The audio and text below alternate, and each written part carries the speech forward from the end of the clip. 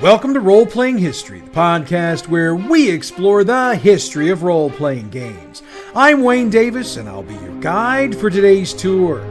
Episode 134, 2023 Year in Review.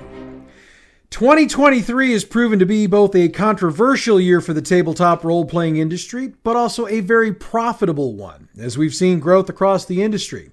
Obviously, we can't cover all of the news and notes from the year, but I'm going to do the best I can to hit as many of the highlights as possible as we make our way through the final show for 2023.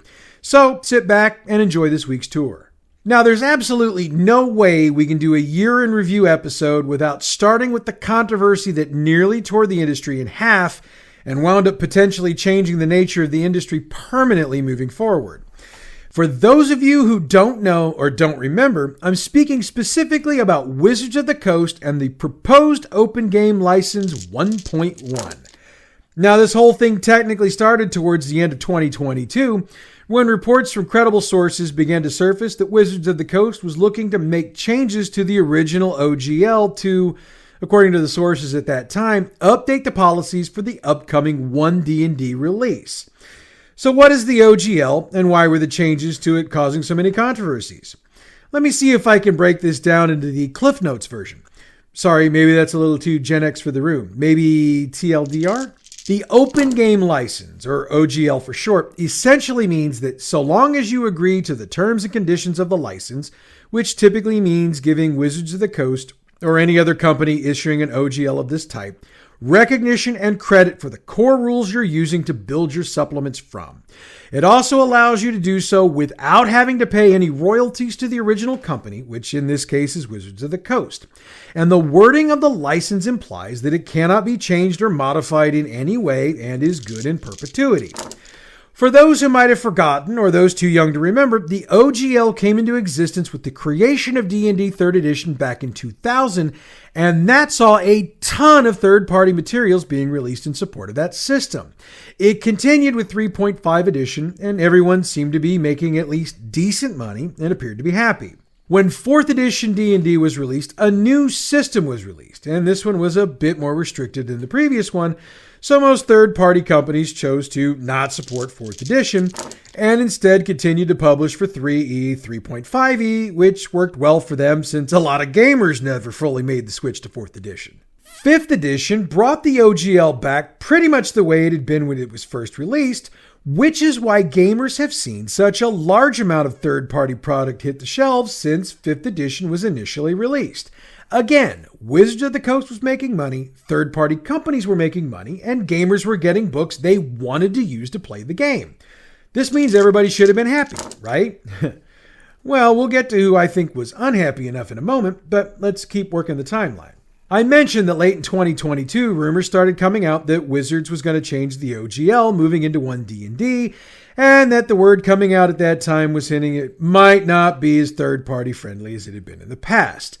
The rumors all started when several credible game news sites obtained copies of a document titled OGL 1.1. It was assumed to be a draft, but what it included was shocking. Any revenue from an OGL creator earning over $750,000 a year would pay a 25% royalty. Wizards of the Coast would also be able to use any content created under the OGL by any company for whatever purpose they chose to without paying for the use. There was also wording that appeared to ban all of the virtual tabletop simulators, like Roll20, that had become very popular during the pandemic, and many would argue those had helped D&D reach new heights of popularity.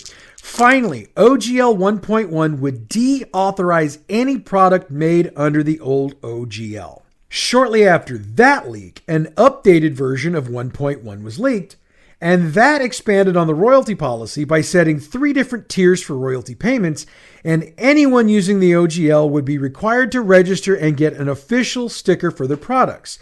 It also sort of addressed live stream games like Critical Role, though most experts agreed that while the compensation required according to the new license was difficult to understand, it appeared as if groups like Dimension 20 and Critical Role would have to pay a licensing fee in order to continue to use D&D in their games. As December of 2022 rolled into January of 2023, Wizards of the Coast did the worst possible thing they could do. Nothing. They released no public statements, no press releases, no tweets, no notices on their websites, nothing. That only managed to fuel the flames even more. And if you were paying any attention to Facebook, X, or the gaming news feeds at the time, if you didn't already have a full vocabulary of curse words, you learned quite a few. And some very unique uses for the ones you already had. Response to the proposed changes were nearly overwhelming. The third-party companies, as you'd expect, came out in immediate opposition to this, and fans of their products followed suit. Hardcore supporters of Wizards of the Coast, of which there were more than you might have thought at that point, supported Wizards in the endeavor. People like me, who were more in the middle, found ourselves more confused than anything, and I'll explain why. I mean, what was this really all about?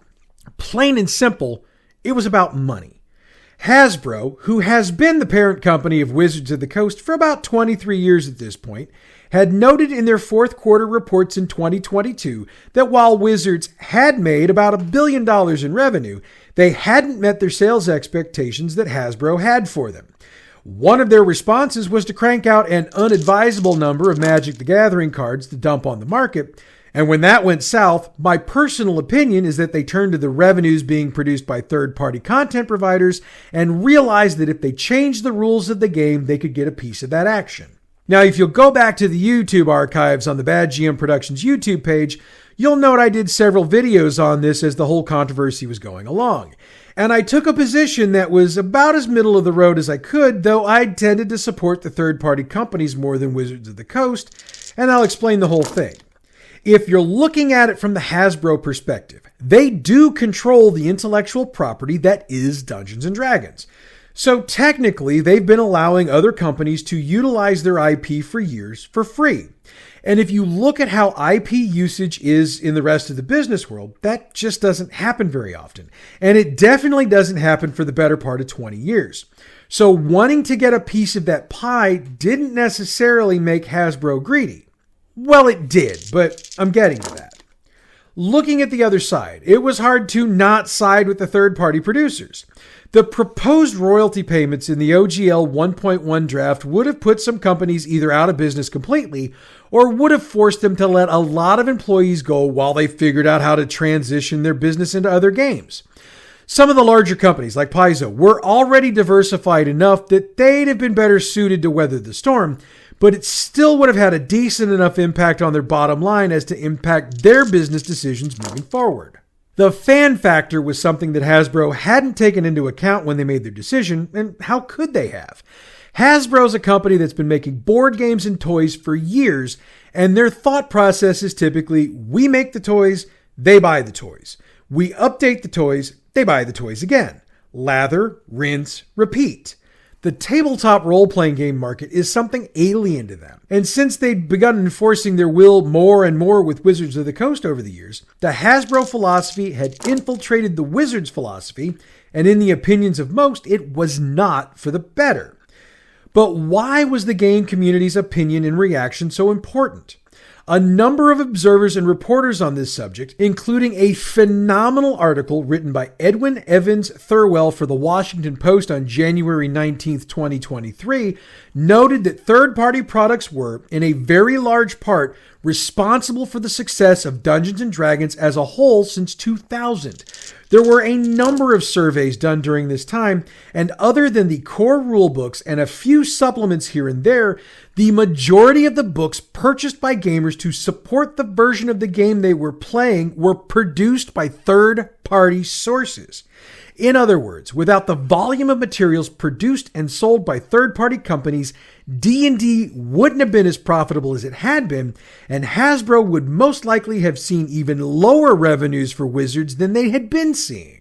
And I should probably note at this point that the changes would have been applied for both 5th edition products and products produced for 3rd edition 3.5, as there were still some of those being produced and sold, which is why companies like Paizo were concerned, since the 1st edition of Pathfinder was, as I've joked on this show in the past, basically just D&D 3.75. So, having to pay out a lot of money would have had some serious repercussions. Now, in the middle of all of this, Wizards of the Coast finally spoke up, but it was short and not very helpful. The tweet basically said that they'd heard the concern of the fans and were discussing what the next moves would be, though they gave no indications of what those moves might be. It was at this point that several other companies began to take action. Paizo had already been working up the second edition of Pathfinder, which removed it from the D&D OGL anyway, so they sent it to the printers so they could get it out as quickly as possible. They also worked up what they called an Open RPG Creator License, or ORC, which was intended to be what the OGL had been for so many years. An agreement that would allow other producers to create product for their games without paying a royalty so long as the conditions set forth were met, which were primarily giving Paizo credit and not breaking certain standards set forth in the license itself. Paizo was quickly followed by Kobold Press, Cubicle 7, Green Ronin, Chaosium, Legendary Games, and Rogue Games Group. MCDM Productions, which is the company formed by YouTube games celebrity Matt Colville, also announced they had a system in the works that would be out by the end of the year, and while Colville noted they'd already been working on it prior to the controversy, he did concede they were moving the time frame for release up because of the controversy. One company found itself caught in the crosshairs of the fans during all of this, and that was Critical Role. A number of game fans were annoyed that Matt Mercer or anyone in the cast didn't come out and publicly take a stance one way or the other in the controversy, and many of them swore they'd never watch the show again. However, I, along with many others at the time, noted that Critical Role was in a rather precarious position. They were in the middle of a season using the D&D system, and while they'd been able to use the system without issues prior to the controversy, and a lot of that had to do with personal friendships with Chris Perkins and the creative team at Wizards, taking a public stance against the changes could cause them the kinds of issues that could shut their campaign down for an extended period of time, if not permanently. I argued at the time that Critical Role would most likely complete the third season under the D&D rules, but either change to another game system or a system of their own creation for the fourth season, and I'm at least partially right. We'll get to that momentarily. The controversy got so bad at one point, I saw comments from several individuals claiming to be lawyers who were breaking down the specific wording of the original OGL and arguing that, from a legal standpoint, Hasbro didn't have a leg to stand on if they went to change it, since it basically said it couldn't be changed.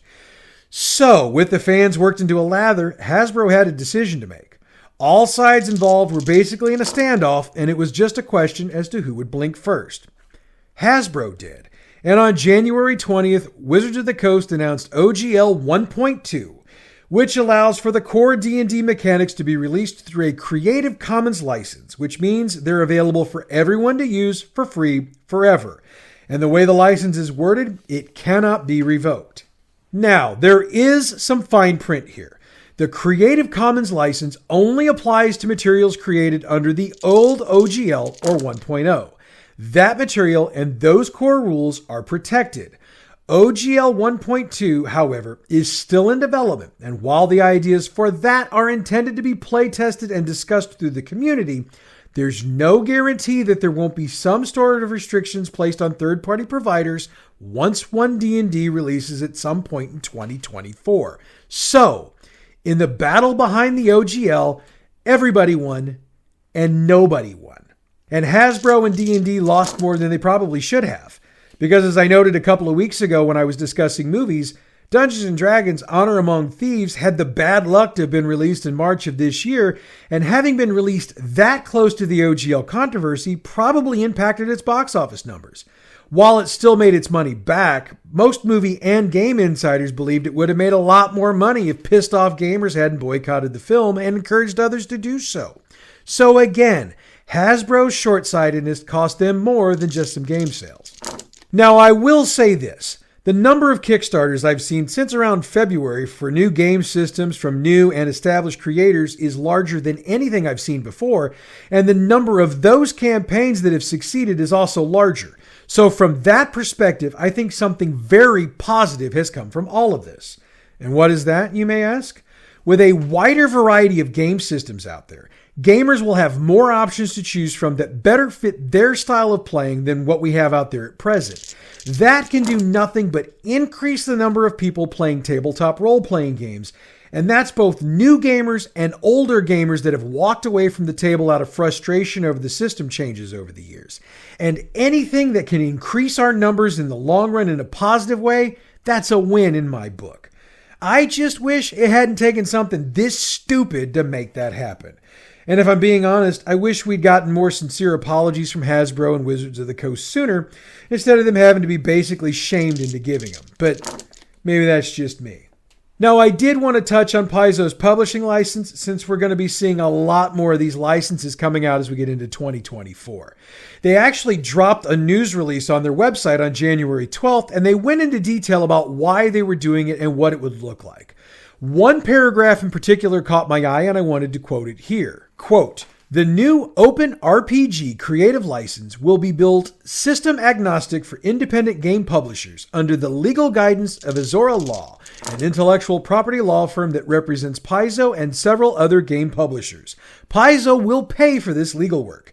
We invite game publishers worldwide to join us in support of this system agnostic license that allows all games to provide their own unique open rules reference documents that open up their individual game systems to the world." End quote. From there, they've got a link to a form that anyone can fill out to be a part of the feedback process. Now, if you compare this to the Wizards of the Coast situation, it is definitely a 180.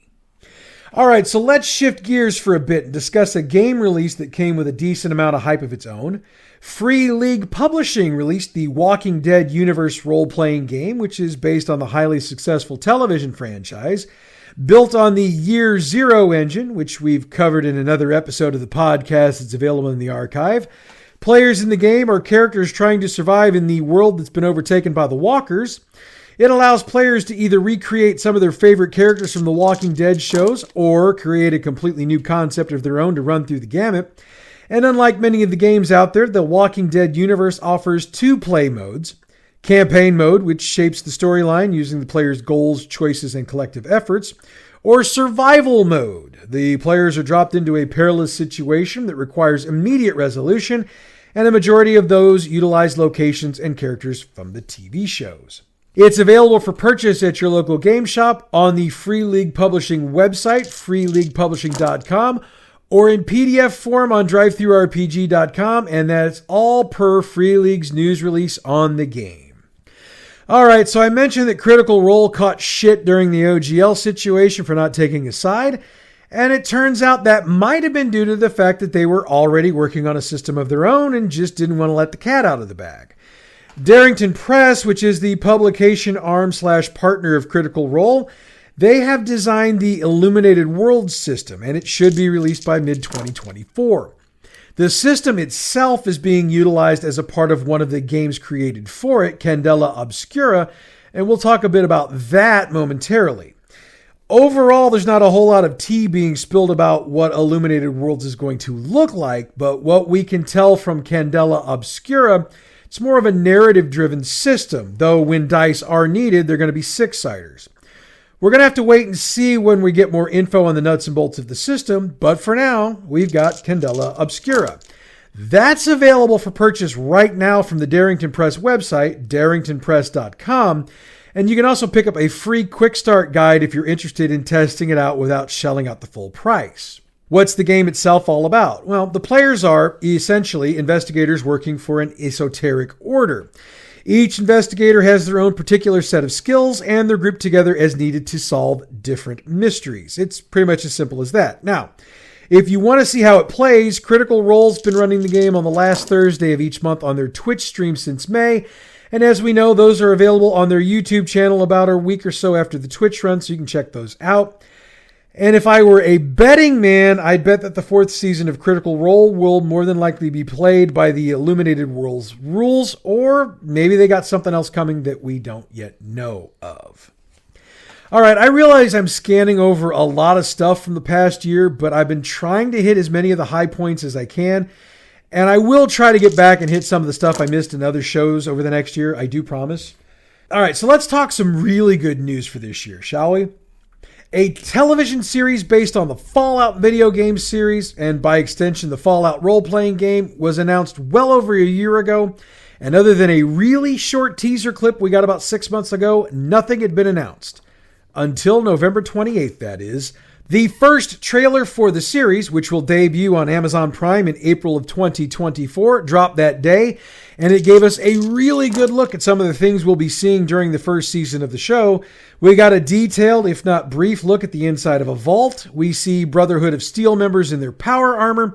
We got a good look at a ghoul, played by the continually underrated Walter Goggins.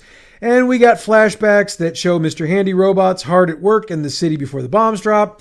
We also got a feel for the 1950s retro future look that the video games provide, so it's obvious that the attention to detail is going to be on point. From the interviews released that same weekend, we know the show will be set in Los Angeles, and that's been specifically chosen to give the ultimate dichotomy of the rich and the poor, which we haven't really had a good chance to see up until now. And the creators of the series, Lisa Joy and Jonathan Nolan, have stated the series will be rooted in the continuity of the game, but is being set in LA so as to avoid being directly involved in any of the action that takes place in those games.